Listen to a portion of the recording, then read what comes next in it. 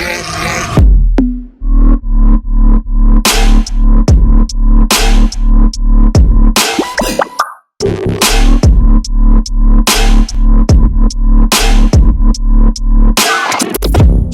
that was a great question. So the question was, you know, what do you do when you're new? It's very easy to remember the people you help, but as you grow and help more and more families, it's easy to forget who they are and the numbers and everything. So I think that it's important to utilize Google Forms. What our group has done is we created a YouTube video of telling agents, hey, go watch this to create a running log of all your clients. And all it is a step-by-step video of how you can utilize Google Forms to create the list that you want. So their first name, their last name, their date of birth, their phone number, the policy number, draft date,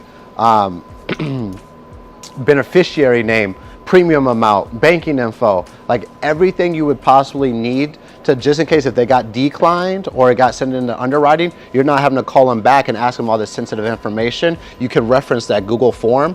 And one thing that I've done, I don't know if anyone else has done this, but every client that I've helped, I save in my phone either FEX or MTG. So I can literally go into my phone right now and show you guys, if I type in FEX on here, these are every client that I've sold a whole life policy to. And so then what I done to take it a step further, I'll give you a good example here. So I'll save the type, FEX is whole life, MTG is just a term product, that's how I categorized it. And then I'll put the company name, the product, the date, and what city that I helped them in.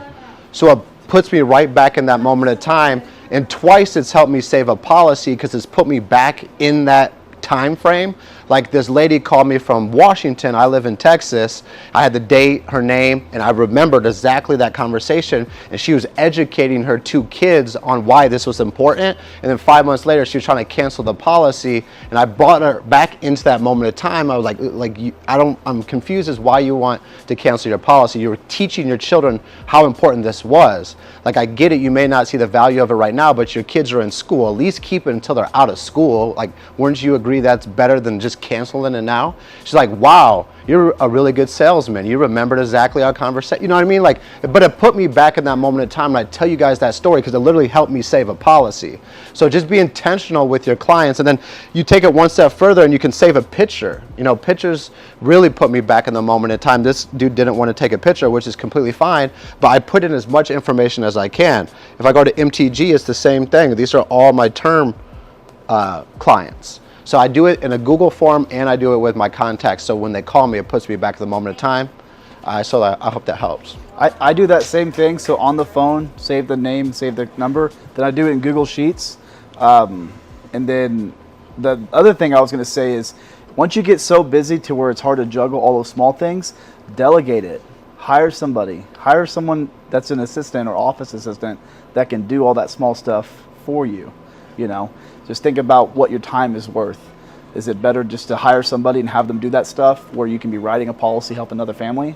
And if you're too busy, then you should probably hire somebody. And where you feel like you're getting overwhelmed by these different small tasks and it's time consuming, like start writing those things down. Like things you don't want to do, that's what you want your staff to do.